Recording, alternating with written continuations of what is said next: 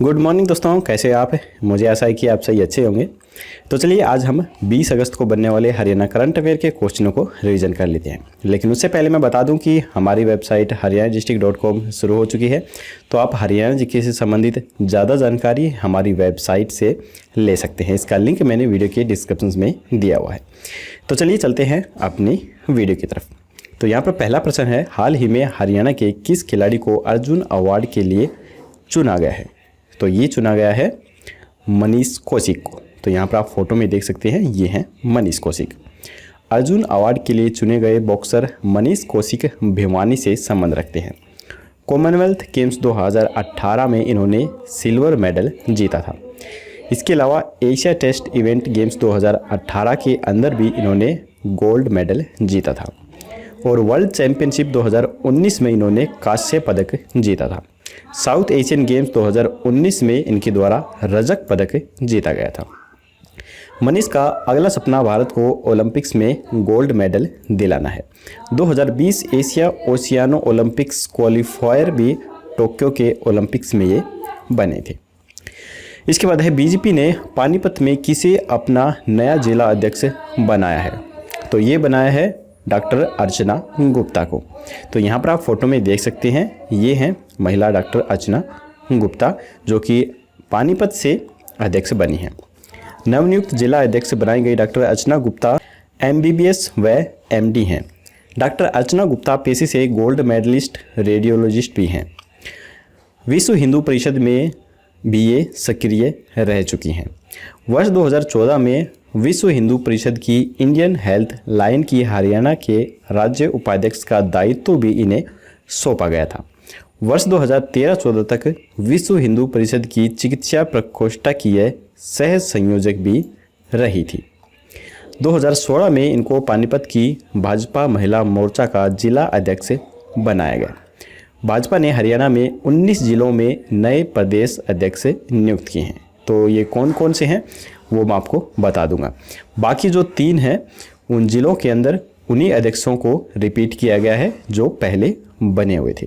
तो ये 19 जो नए अध्यक्ष बने हैं वो कौन कौन से हैं, आइए देख लेते हैं। पानीपत से अर्चना गुप्ता को बनाया गया है, ये आपने देख ही लिया है। इसके अलावा अंबाला से राजेश बतौरा को बनाया गया है। करनाल से योगेंद्र राणा को बनाया गया है। सिरसा से आदित्य देवीलाल को बनाया गया है और यमुनानगर से राजेश खापड़ा को बनाया गया है। सोनीपत से मोहनलाल बडोली विधायक को बनाया गया है। झज्जर से विक्रम कादियान को बनाया गया है। भिवानी से शंकर धूपड़ को बनाया गया है। दादरी से सत्येंद्र परमार को बनाया गया है। कुरुक्षेत्र से राजकुमारी सैनी को बनाया गया है। कैथल से अशोक डान को बनाया गया है। जींद से राजू मौर्य को बनाया गया है और रोहतक से अजय बंसल को बनाया गया है और नूह से नरेंद्र पटेल को बनाया गया है। पलवल से चरण सिंह तेवतिया को बनाया गया है। हिसार से कैप्टन भूपेंद्र सिंह को बनाया गया है और फतेहाबाद से बलदेव गिरोहा को बनाया गया है और फरीदाबाद से गोपाल शर्मा को बनाया गया है और जो 19वें हैं ये हैं पंचकुला से, ये अजय शर्मा को बनाया गया है। और जो बाकी बचे 3 चेहरे जो पुराने ही रिपीट किए गए हैं वो भी मैं आपको बता देता हूँ। वो हैं गुरुग्राम से गार्गी कक्कड़ और महेंद्रगढ़ से राकेश शर्मा और रेवाड़ी से हुक्मचंद यादव। तो ये टोटल 22 हो गए हैं। तो इनको भाजपा का अध्यक्ष बनाया गया है। तो चलिए अब हम देख लेते हैं अगला क्वेश्चन। अगला क्वेश्चन है, हरियाणा में किस गांव को मिनी जर्मनी के नाम से जाना जाता है?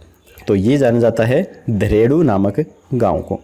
तो यहाँ पर इसकी कुछ फ़ोटो भी मैं आपको दिखा दूंगा जिससे आपको अंदाज़ा हो जाएगा कि इस गांव को आखिर मिनी गांव क्यों कहा जा रहा है। कैथल जिले के गांव धरेड़ू को मिनी जर्मनी के नाम से जाना जाता है क्योंकि इस गांव की पंचायत ने नशा करने वाले व्यक्तियों पर 5,000 रुपये का जुर्माना लगाया है और इसी प्रकार की काफ़ी सारी ऐसी व्यवस्थाएं की गई हैं जो बिल्कुल ही आधुनिक व्यवस्थाएं हैं। स्वच्छता की श्रेणी में इस गांव को 5 स्टार रेटिंग भी दी गई है। गाँव की निगरानी के लिए हर गली, नुक्कड़ और चौराहों को CCTV से लैस किया गया है। पूरे गांव में 75 CCTV कैमरे यहां पर लगाए गए हैं। ग्रामीण सचिवालय में वे सुविधाएं हैं जो एक सरकारी सचिवालय में होती हैं। बाकायदा इंटरनेट की व्यवस्था भी यहां पर की गई है। युवाओं के लिए लाइब्रेरी की व्यवस्था भी यहां पर की गई है। दोस्तों अगले क्वेश्चन पर चलने से पहले मैं आपको बता दूं कि अगर आपको हमारी ये वीडियो पसंद आ रही है तो हमारी इस वीडियो को एक लाइक ज़रूर कीजिएगा, और अगर आप हमारी वीडियो पर पहली बार आए हैं तो हमारे चैनल को सब्सक्राइब करके और घंटे पर ज़रूर प्रेस कीजिए, तभी आपको हमारी आने वाली लेटेस्ट वीडियो है वो सबसे पहले मिल सकेंगी। तो चलिए इस गाँव की कुछ फ़ोटो हैं वो मैं आपको दिखा देता हूँ, जिससे आपको क्वेश्चन को याद रखने में भी आसानी होगी और आपको अंदाज़ा हो जाएगा कि इसे मिनी जर्मनी क्यों कहा जा रहा है। तो यहाँ पर आप देख सकते हैं ये ग्राम सचिवालय है, सरकारी ग्राम सचिवालय, और यहाँ पर आप देखकर अंदाज़ा नहीं लगा सकते हैं कि ये कोई सरकारी बिल्डिंग है, ये आपको बिल्कुल प्राइवेट जैसी बिल्डिंग दिख रही है। इसके बाद यहाँ का एक पार्क की फ़ोटो मैं आपको दिखा देता हूँ। ये देखिए ये निर्माणाधीन पार्क है और कितना खूबसूरत ये बनाया जा रहा है। इसके अलावा यहाँ का शमशान जो घाट है वो भी आप देख सकते हैं। ये आपको यहाँ पर फोटो पर देखकर आपको लगेगा नहीं कि ये शमशान घाट की फ़ोटो है। तो इन फोटो से आपको अंदाज़ा हो गया होगा कि इस गांव को मिनी गांव किस लिए कहा जा रहा है। गांव धेरेडू की ग्राम पंचायत ने गांव में साफ सफाई, शांति बहाली, पर्यावरण संरक्षण, मूलभूत सुविधाएं ग्रामीणों को देना, आधुनिक ग्राम सचिवालय, गलियां व नलियों का शहरों की तर्ज पर कार्य किए जा रहे हैं, सीसीटीवी कैमरे लगाए गए हैं, सरकारी स्कूलों में सोलर सिस्टम लगाए गए हैं, 600 एकड़ खेती में सिंचाई के लिए पानी का विशेष प्रबंध किया गया है। ये सभी कार्य यहाँ पर किए गए हैं। इसके बलबूते सरकार ने ग्राम पंचायत को सम्मानित भी किया है। केंद्र सरकार ने ग्राम पंचायत को पंडित दीनदयाल उपाध्याय पंचायत सशक्तिकरण पुरस्कार से भी सम्मानित किया है। गांव में शमशान घाट में भी हर्बल पार्क बन रहा है। इसके साथ ही गांव में आपराधिक घटनाओं को रोकने के लिए ग्राम पंचायत द्वारा यहां सीसीटीवी के 75 कैमरों से नज़र रखी जा रही है, जो अपराध को रोकने में काफ़ी कारगर साबित भी हो रही है। गांव धेरेडू के पंचायत की अपनी 100 एकड़ खुद की ज़मीन भी है। इससे सालाना गांव को 35 से 37 लाख रुपए की आमदनी होती है। यह राशि गांव के विकास कार्य पर ही खर्च की जाती है। इसके अलावा मैं आपको बता दूं कि इस गांव के काफ़ी सारे लोग हैं जो विदेशों में कार्य करते हैं, जिस प्रकार से इंग्लैंड में, अमेरिका में, जर्मनी में, इसी प्रकार से कई और भी देशों के अंदर काम करते हैं इस गाँव के बहुत सारे लोग। इस वजह से उन लोगों के द्वारा भी इस गाँव के अंदर पैसा लगाया जाता है। इसी वजह से ये जो गाँव है इतना विकासशील बन रहा है। इसके अलावा सरकार से मिलने वाली ग्रांट यहाँ पर अलग से मिलती है। गांव पूरी तरह से आत्मनिर्भर है। तो चलिए अब हम देख लेते हैं अगला क्वेश्चन। हरियाणा में कितने तीर्थ स्थलों को KDB सूची में शामिल किया जाएगा? तो ये शामिल किया जाएगा 27 स्थलों को। KDB का मतलब है कुरुक्षेत्र विकास बोर्ड। हरियाणा के ऐतिहासिक स्थलों का विकास करने के लिए सन 1968 में भारत के पूर्व प्रधानमंत्री स्वर्गीय गुलजारी लाल नंदा ने KDB की स्थापना की थी। शुरुआत में इसमें ब्रह्म सरोवर और सन्निहित सरोवर ही शामिल किए गए थे। बाद में धीरे धीरे इसमें काफ़ी सारे तीर्थ स्थलों को शामिल कर दिया गया है। इस बोर्ड के तहत कुरुक्षेत्र के अलावा कैथल, पानीपत, करनाल और जींद के 130 स्थल आते हैं। हाल ही में सरकार ने इन 130 स्थलों को बढ़ाकर 157 करने का फैसला लिया है। KDB का मुख्य उद्देश्य उस क्षेत्र का विकास और सौंदर्य करना है, ताकि टूरिज्म को भी यहाँ पर बढ़ावा मिल सके। इसके बाद है हरियाणा का कौन सा जिला हाल ही में सबसे अधिक कोरोना टेस्टिंग करने वाला जिला बन गया है? तो ये बन गया है गुरुग्राम जिला। गुरुग्राम जिला हरियाणा में ही नहीं बल्कि पूरे देश में सबसे अधिक टेस्टिंग करने वाला जिला बन गया है। यह घोषणा डॉक्टर वीरेंद्र यादव व गुरुग्राम के उपायुक्त अमित खत्री के द्वारा की गई है। मई महीने में 31,000 से अधिक टेस्टिंग यहां पर की गई हैं।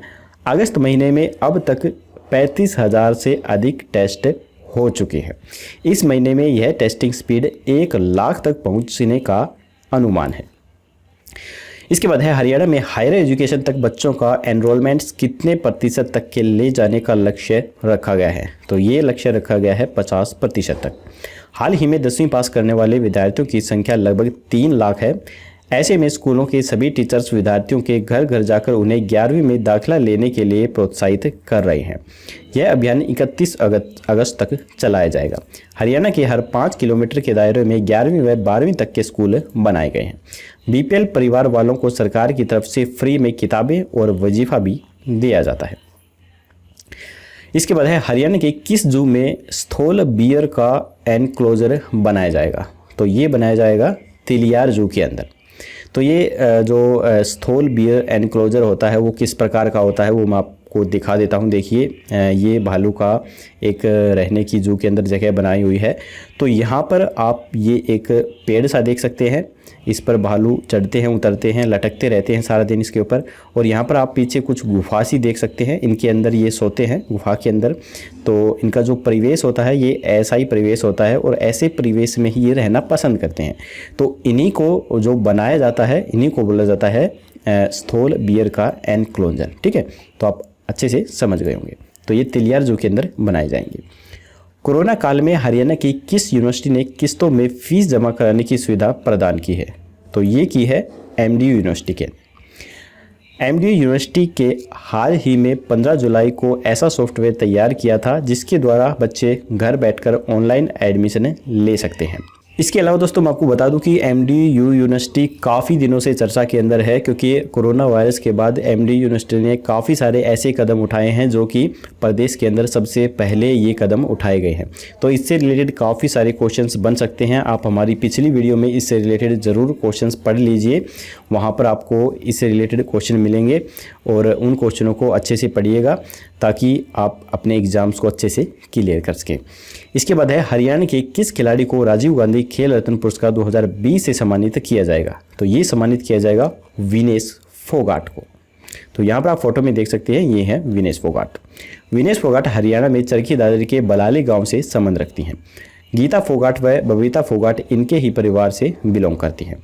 विनेश फोगाट 2021 में होने वाले ओलंपिक्स में सेलेक्टेड होने वाली पहली खिलाड़ी हैं। इनके द्वारा जकार्ता एशियाई खेलों में गोल्ड मेडल भी जीता गया था।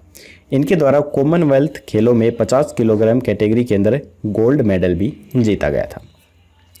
हरियाणा में कोरोना वायरस से निपटने के लिए किसका उपयोग किया जाएगा? तो ये किया जाएगा 4T योजना का। तो ये 4T योजना क्या है मैं आपको बता देता हूँ।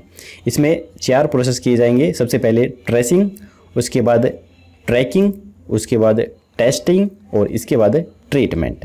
तो ये 4 प्रोसेस के तहत ये जो काम है ये किया जाएगा, इसीलिए इसे 4T बोला जा रहा है। टी से ही ट्रेसिंग, ट्रैकिंग, टेस्टिंग और ट्रीटमेंट बनता है। इसकी घोषणा हरियाणा के मुख्यमंत्री सचिव केसनी आनंद अरोड़ा के द्वारा की गई है। यह घोषणा हरियाणा में कोरोना को जल्द से जल्द खत्म करने के लिए की गई है। इसके बाद है हरियाणा के कितने कच्चे कर्मचारियों को पक्का किया जाएगा? तो ये किया जाएगा 50,000 कर्मचारियों को। 6 महीने बाद महंगाई भत्ते भी इन पर लागू किए जाएंगे। हरियाणा के किस विभाग में हाल ही में फार्मेसी कर्मचारियों का नाम बदलकर फार्मेसी अधिकारी करने की घोषणा की गई है? तो ये घोषणा की है अनिल विज के द्वारा। गृह मंत्री अनिल विज के द्वारा यह घोषणा की गई है। 1800 फार्मेसी जो कर्मचारी हैं वो इस सम्मान से सम्मानित होंगे और उनके लिए ही यह घोषणा की गई है। तो अनिल विज का यहाँ पर जिक्र हुआ है, तो हम देख लेते हैं जो अनिल विज हैं वो किससे संबंधित है।